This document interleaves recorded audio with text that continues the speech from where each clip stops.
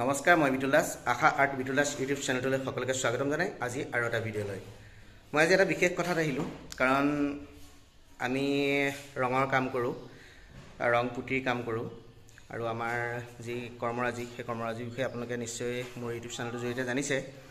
আমি ইয়াতে এটা কথা ক'ব বিচাৰিছোঁ যে আমি যে ঘৰবোৰ ৰং কৰোঁ, কেনেদৰে কৰোঁ, আমি ট্ৰেইনিং লৈছোঁ নাই, ট্ৰেইনিং লৈ আমি কাম কৰিছোঁ নে এনেই দেখাক দেখি আমি কাম কৰিছোঁ, আমি আজি আমাৰ ভিডিঅ'টো যেতিয়া আপোনালোকক দেখা পাইছোঁ। চাওক, আজি এটি ঘৰৰ আমি সম্পূৰ্ণ ৰং পেইণ্টৰ কিছু পৰামৰ্শ কৰিবৰ কাৰণে এজন আমাৰ ইয়াত বিশেষ প্ৰশিক্ষক আহিছে। তেওঁৰ পৰা আজি আমি প্ৰশিক্ষণ ল'ম, আৰু প্ৰশিক্ষণ লগৰ অকণমান ভিডিঅ' আপোনালোকক আমি দেখাব বিচাৰিম আমাৰ ভিডিঅ'টোৰ জৰিয়তে। কেনে লাগিছে জনাব। আমি বাহিৰত কি ডেম মাৰোঁ বা ভিতৰত কি ডেম কৰোঁ, আমি ঘৰটো সুৰক্ষিত কৰি ৰাখিবৰ বাবে আমি কেনেদৰে প্ৰচেছ আমি হাতত লওঁ, গোটেই ভিডিঅ'টোৰ জৰিয়তে আমি আপোনালোকক দেখাব বিচাৰিছোঁ। আমি ডেম্পৰ বিষয়ে আমি আমাৰ আগতে এটা ভিডিঅ' দিয়া আছিল, গতিকে ডেম্প কেনেকৈ কৰিব লাগে, কি প্ৰচেছত ডেম্প কৰিব লাগে আমি সম্পূৰ্ণ দিয়া আছিল। আজি এজন প্ৰশিক্ষকৰ দ্বাৰা আমি ডেম্পৰ বিষয়ে আকৌ শুনিম। গতিকে আপোনালোকে এটা ঘৰ ৰং পেইণ্ট কৰাৰ আগত আমাক যেতিয়া নিমন্ত্ৰণ দিয়ে, তেতিয়া আমি তন্নকৈ আমি ৰঙৰ বিষয়ে আমি কওঁ যে কি ডেম কৰিলে কি হয় কি নহয়। আমাৰ আজি এনেকুৱা হৈ গৈছে যে আমি বাহিৰত কি ডেম কৰিম, যেনে আমাৰ জ্বৰ হৈছে, আমি যদি ভৰি বিষৰ মাথা বিষৰ টেবলেট খাওঁ আমাৰ জ্বৰ কেতিয়াও ভাল নহয়। ঠিক তেনেদৰে কি ডেম্প হৈছে, কেনেদৰে ডেম্প হৈছে, ঘৰটোৰ চৌপাশে পুখুৰী আছে নেকি বা নাৰিকল গছ, কলগছ ইত্যাদি গছ গছনিৰে ভৰা নেকি, আমি সেই বস্তুবিলাক চাইহে আমি ডেম ব্যৱহাৰ কৰিব লাগে। যেনে ডেম প্ৰুফ আছে, ডেম ব্লক আছে, ডেম ষ্ট্ৰক আছে, এনেকৈ মানে বহু ধৰণৰ ডেম্প আছে। গতিকে আমি কি ডেম ক'ত ব্যৱহাৰ কৰিম, ভিতৰত আমি কেনেদৰে কি ডেম কৰিম, ডেম নকৰিলে আমাৰ ঘৰটো কি হয়, ডেম নকৰিলে আমাৰ ঘৰটো খুব সম্পূৰ্ণকৈ এনেকুৱা কিছুমান বেমাৰে দেখাই দিয়ে যিবিলাক বেমাৰ নিৰাময় কৰিবলৈ বহুত টান। গতিকে এই টান বেমাৰবোৰ নিৰাময় কৰা এজন প্ৰশিক্ষকে আমাক ইয়াত ঔষধ আনি দিছে, আৰু যে আমি সেই ঔষধটো কেনেকৈ ব্যৱহাৰ কৰিম তাক লৈ আজি আমাক প্ৰশিক্ষণ দিব। আমি প্ৰশিক্ষণ ল'ম। আপোনালোকে যদি ঘৰ ৰং পেইণ্ট কৰে তেতিয়াহ'লে আমাক যোগাযোগ কৰিব পাৰে। আমাৰ এটা টীম আছে, আমি টীমবে গৈ আপোনালোকৰ ঘৰটো আমি ৰং পেইণ্ট কৰিবলৈ চেষ্টা কৰিম। ব'লক আমি ভিডিঅ'টো মাজলৈ যাওঁ। আৰু এইটো অকল ঘৰৰ ভিতৰতে লগাব, ঘৰৰ বাহিৰত ইউজ নকৰিব, ব্যৱহাৰ নকৰিব, বাহিৰত কাম নকৰে। Interior, only interior. আমাৰ বাহিৰৰ কাৰণে আছে আপোনালোকৰ ডেম প্ৰুফ। ইয়াত আপোনালোকৰ বস্তুটো আহি যাব ডেম প্ৰুফ। এইটো হৈ গ'ল ভিতৰৰ কাৰণে। আপোনালোকৰ কিবা ডাউট এইটো প্ৰডাক্ট লৈ কিনে সুধিব পাৰে, কিবা ডাউট আমি এতিয়ালৈকে পানী নিমিলোৱাকৈ লগাব লাগিব। 2 নম্বৰ আৰু 3 নম্বৰ কোড, 3টা কোড লগাব লাগিব। প্ৰথম পানী মিলাই পিনে 1 লিটাৰ 3খন পানী মিলাই পিনে আপুনি প্ৰাইমাৰ বনাই ল'ব। প্ৰাইমাৰ বনাই পিনে এপ্লাই কৰি ল'ব, গোটেই মেজাৰমেণ্ট কৰি পিনে আকৌ 2 নম্বৰ আৰু 3 নম্বৰ কোডটো যেতিয়া ইউজ কৰিব আপোনালোকে উইদাউট ৱাটাৰ পানী লগাব দৰকাৰ নাই। আপুনি এইটো বস্তু ব্ৰাছে ৰ'লাৰে 2 ধৰণে ব্যৱহাৰ কৰিব পাৰিব। আপোনালোকে ব্ৰাছৰ পৰা ইউজ কৰিব পাৰিব আৰু আপোনালোকে ৰোলাৰ দিয়ে ইউজ কৰিব পাৰিব। তাৰ এটা কথা কৈ দিওঁ, যদি ছাতৰ ওপৰত আপোনালোকে ব্যৱহাৰ কৰে 1 লিটাৰত 10 স্কুৱেৰ ফিট যায়।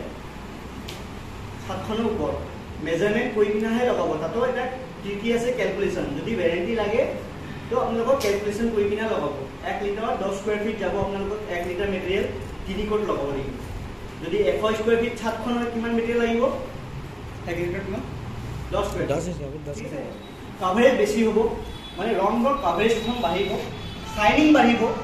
যোনটো নৰ্মেল প্ৰাইমাৰ চাইনিংটো যিমান নাহে, এই প্ৰাইমাৰটো লগালে চাইনিং ডাবুল হৈ যাব, প্লাছ কাভাৰেজ হৈ গ'ল, প্লাছ কাষ্টমাৰে ৱাৰেণ্টি পাই গ'ল 3 বছৰৰ কাৰণে। পইচাটো কালাৰখন এতিয়া চবৰ কালাৰখন চেঞ্জ হৈ গৈছে। ইয়াত ডেম প্ৰুফ আছে, 10 বছৰ ৱাৰেণ্টি, ইয়াত লিখাই থাকিব 10 বছৰ ৱাৰেণ্টি। তো এইটো বাহিৰৰ কাৰণে ছাতৰ ওপৰতো লগাব পাৰি, ঘৰৰ বাহিৰতো লগাব পাৰি। যদি ঘৰৰ বাহিৰত আপোনালোকক ওপৰত লগালে 10 স্কুৱেৰ ফিট 3 কোট লগাব লাগিব, বাহিৰত যদি লগাই 2 কোট লগাব লাগিব, তাৰ স্কুৱেৰ ফিট যাব 25 স্কুৱেৰ ফিট, 20 পৰা 25 স্কুৱেৰ ফিটলৈকে লৈ যাব পাৰিব আপোনালোকে। মই এটা ফিডবেক দিব, মই আপোনালোকক পাৰ্চনেলি কৈ আছোঁ। এই প্ৰডাক্টটো আপোনালোকে য'ত লগাই আছিলে, ইজিলি যেনেকৈ ব্যৱহাৰ কৰি আছে, আপোনালোকে এই অল প্ৰটেক্ট চাইনটো ব্যৱহাৰ কৰি চাওক। তাৰপিছত মোক ফিডবেকটো দিব যে কেনেকুৱা পাইছে। ইয়াত আপোনাৰ আছে, মই টেকন'লজিটো কৈ দিওঁ। ইয়াত আছে lotus technology, lotus effect technology কয়। লোটাছ ইফেক্ট বুলি কয় যে পদুমৰ পাতকেইটা হওক বা কচু পাতকেইটা চাইছে নাই আপোনালোকে, পানীত যিমানে দিয়ক কি হ'ব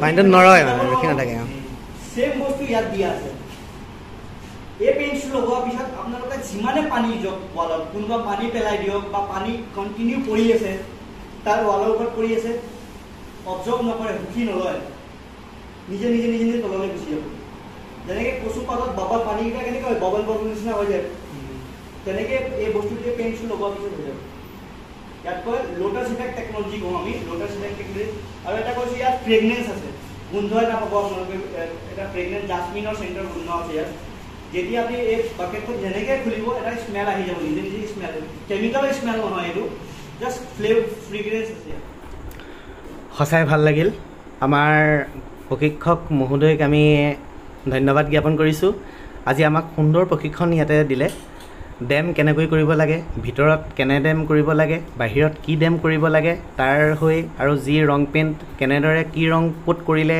কেনেকুৱা হয় তাৰ ওপৰত আমাক আজি ট্ৰেইনিং দিলে আমি ট্ৰেইনিংটো লৈ সঁচাই আমি আনন্দিত বহুত নজনা কথা আজি জানিলোঁ আৰু তেখেতলোকক আমি ধন্যবাদ জ্ঞাপন কৰিছোঁ অভিনন্দন জ্ঞাপন কৰিছোঁ আৰু আমাৰ ইয়াতে যি কালাৰ্ছৰ অনাৰ আছে আমি তেখেতকো আমি ধন্যবাদ জ্ঞাপন কৰিছোঁ কাৰণ তেওঁ যদি আমাক এই সুবিধাকণ নিদিলে হ'লে তেতিয়াহ'লে আমি ইমান সুন্দৰ এটা ট্ৰেইনিং আজি আমি ইয়াত ল'ব নোৱাৰিলোঁহেঁতেন আৰু তেওঁ আমাক যিখিনি পেইণ্টাৰ আছে বা কণ্ট্ৰেক্টৰ আছে তেখেতলোকক এটা খুব সুন্দৰ উপহাৰ দিছে আৰু উপহাৰটি লৈও আমি একদম সুখী হৈছোঁ কাৰণ ইমান এটা সুন্দৰ উপহাৰ দিছে আৰু এসাঁজ খুব সুন্দৰকৈ খুৱাইছে তেওঁ গতিকে তেওঁকো আমি ধন্যবাদ জ্ঞাপন কৰিছোঁ আগন্তুক দিনত যাতে আৰু সুন্দৰ সুন্দৰ প্ৰশিক্ষণ দি যাতে আমাক প্ৰশিক্ষণ দি আমাক একদম সবল কৰি তোলে তাৰ হৈ ধন্যবাদ আজিলৈ